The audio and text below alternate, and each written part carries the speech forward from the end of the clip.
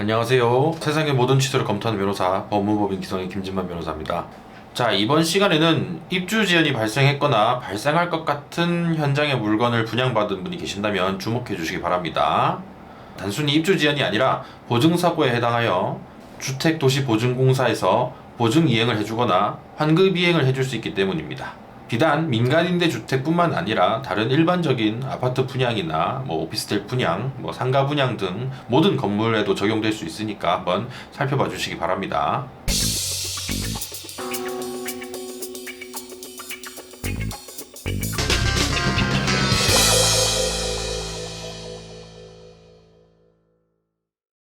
이번 현장은 광주광역시 동구 궁동 30번지에 있는 오피스텔 민간임대주택입니다. 자, 계약서를 같이 한번 보겠습니다. 제1조 보증채무의 내용이라고 적혀 있고요. 공사는, 즉 주택도시보증공사는 주채무자, 즉 시행사나 신탁사겠죠. 사업시행자가 보증채권자, 즉 수분양자들을 의미합니다. 보증채권자와 체결한 이 주택임대차 계약을 이행하지 않는 경우에 다음 각호와 같이 책임을 부담합니다 라고 적혀 있습니다.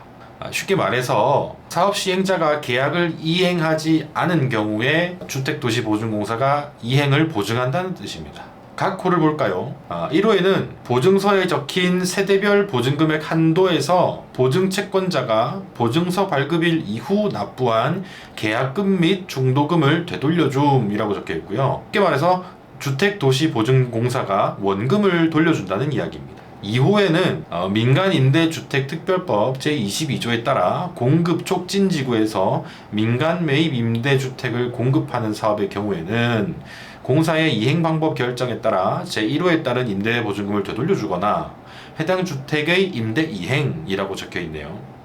쉽게 말해서 공급촉진지구에서 시행되는 사업의 경우에는 주택도시보증공사가 원금을 돌려주거나 아니면 직접 바톤을 이어받아서 직접 시행한다는 의미입니다.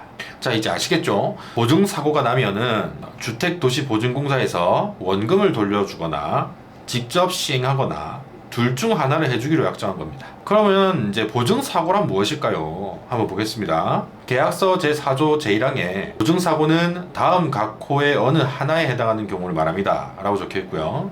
그 각 호를 보자면 첫 번째, 주채무자, 즉 사업 시행자에게 부도, 파산, 사업 포기 등의 사유가 발생한 경우. 두 번째, 감리자가 확인한 실행 공정률이 예정보다 25%포인트 이상 부족한 경우. 세 번째, 실행 공정률이 75%를 넘으면서 동시에 예정 공정보다 6개월 이상 지연된 경우. 네 번째, 시공자의 부도, 파산 등으로 공사 중단 상태가 3개월 이상 지속되는 경우입니다. 자, 우리가 눈여겨봐야 할 것은 두 번째와 세 번째, 그리고 네 번째입니다.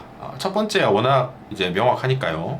패스하고요. 자, 두 번째에 해당하는 경우 보겠습니다. 즉, 몇 개월 밀렸는지와 상관없이 예정 공정률보다 25%포인트 이상 부족하면 보증사고에 해당해서 주택도시보증공사가 나설 수 있다는 겁니다. 이는 공정률 자료를 자세히 살펴보셔야겠죠. 그 다음에 세 번째에 해당하는 경우, 즉 공정률이 75%가 넘는 상황에서 예정 공정보다 6개월 이상 지연된 경우를 보겠습니다. 요건을 모두 만족해야 되는데 생각보다 공정률 75%나 80%에서 자금이 부족하여 6개월 이상 공사가 지연되는 상황이 자주 발생합니다. 여러분들께서 눈여겨보셔야 할 것이 있는데 거의 다 지어간다고 안심하시기보다는 공정률이 75%가 넘어가는 때에 오히려 관심을 가지고 공사가 지연되는지 잘 살펴보셔야 됩니다. 제 경험상 신축공사 초반에는 시행사가 돈이 그나마 좀 있어서 공사가 착착 진행이 됩니다만은 나중에 이제 거의 다 지어갈 때쯤에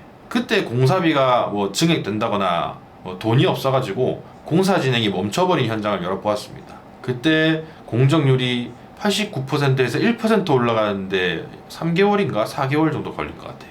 자, 마지막 네 번째, 시공사의 부도나 파산 소식을 들으셨다면 곧바로 변호사에게 찾아가서 상담을 받아보셔야 됩니다.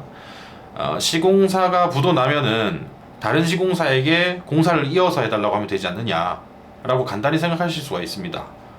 근데 이전 시공사가 공사를 대충 해가지고 하자가 발생할 수도 있는데 그때 이제 나중에 공사를 시작한 시공사가 그 하자까지 다 덮어 쓸 수 있기 때문에 웬만해서는 그 남이 시공해 놓은 현장을 이어서 시공하진 않습니다. 이 점 유의하시기 바랍니다. 자, 오늘은 그 보증사고에 대해서 간단히 살펴봤습니다.